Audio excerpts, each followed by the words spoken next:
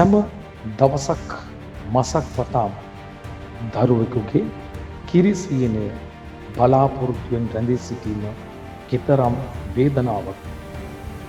ඇය නමින් එන්සලි විවාහාදී වසර 5ක් ගත වුවත් ඇයට දරු සම්පතක් ලබා ගැනීමට නොහැකි වූ.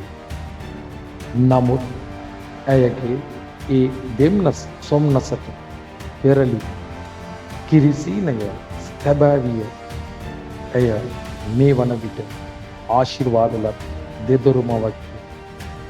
එය සිදු වූයේ කෙසේ? பேரு ஆஞ்சலினா கரங்களை சகோதரி நம்ம ஏஞ்சலினா. ரைட். இவங்க திருமணம் முடித்து எவ்வளவு காலம் வந்து குழந்தை பாக்கியம் எல்லாம் வருதுங்க? 5 வருஷம். 5 வருஷம் குழந்தை பாக்கியம் இல்லை. අවුරුදු 5ක් දරු සම්පතක් නොමැතිව තිබුණා. ஏன் 5 வருட காலம் உங்களுக்கு குழந்தை வந்து இல்ல? காரணம் என்ன? வயிற்றுல ஒரு கட்டி இருந்தது. வயித்துல ஒரு கட்டி இருந்தது. බඩේ ගෙඩියක් තිබුණා. டாக்டர் சொல்லிட்டு நம்மளுக்கு குழந்தை கிடைக்காது. குழந்தை கிடைக்காது. கடவுளால உண்டானா சரி. ரைட். பாருங்க, வயித்துல இருந்த கட்டி நிமித்தம் குழந்தை கிடைக்கான்னு டாக்டர்ஸ் 100% சொல்லிவிட்டாரு. ඒ බඩේ තිබෙන ගෙඩිය නිසා දරුවන් ලැබෙන්නේ නැහැ කියලා 100%ක්ම විස්තර කරා වෛද්‍යවරු. ஸ்கேனிங் எக்ஸ்ரேல கட்டி இருந்ததா? கட்டி இருந்தது. சரி, இந்த கட்டியை வெளியேற்றுறதுக்கு சர்ஜரி ஏதாவது பண்ணீங்களா? ஆப்ரேஷன் ஏதாவது? முதல் ஒருக்கா செய்தாரு. திருப்ப வந்தேன்.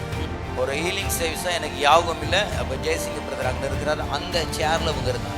ඊලින් සර්විස් එක ජයසිංහ සහෝදරයා සිටින පුටුවේ තමයි වාඩිලා හිටියේ சகோதரி. அந்த இடத்துல தான் நான் யாபகம். මට මතකයි මේ ස්ථානේ කියලා.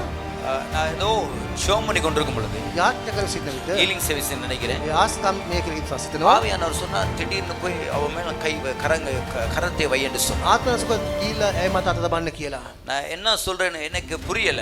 මට තේරෙන්නේ නැහැ. நான் கரங்களை வைத்தோன்னு அவங்க அப்படியே வீசுபட்டு விழ ஆரம்பித்தாங்க. මම අත තැබුවට පස්සේ ඒ විශ්ව වෙලා වැටෙන්න ගත්තා. ஆண்டவர் பேச ஆரம்பித்தார். ස්වාමීන් කතා කරා. ரைட். எப்படி சொல்றீங்க? அன்னைக்கு ஜெபிச்ச பிறகு தான் மறுபடியும் குழந்தை கிடைச்சி என்ன எப்படி கன்ஃபார்ம் பண்ண முடியும்? கட்டிக்கு என்ன நடந்தது பிறகு?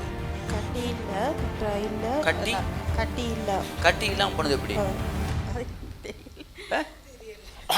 கரங்களை தட்டும்.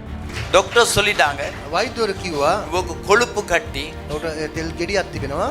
கொழுப்பு கட்டி, තෙල් ගෙඩියක් තිබෙනවා. அதனால குழந்தை கிடைக்கவே கிடையாது. දරුවන් ලැබෙන්නේ නැහැ කියලා කිව්වා. உங்களை கட்டி காணாம போனது தெரியாது. ඒ ගෙඩිය නැති වී ගිය දන්නෙත් නැහැ. 2 குழந்தைகள் கிடைச்சது எனக்கு பெருசா தெரியாது. දරුවන් දෙකක් ලැබෙන එක මම දන්නෙත් නැහැ. ஆனா ஆண்டவருக்கு ஸ்தோத்திரம். නමුත් ස්වාමීන් වහන්සේ ස්තුතියි. கர்த்தர் தீமையை நன்மையாய் மாற்றுகிறார். ස්වාමීන් වහන්සේ අයහපත යහපත් ලෙස වෙනස් කර තිබෙනවා.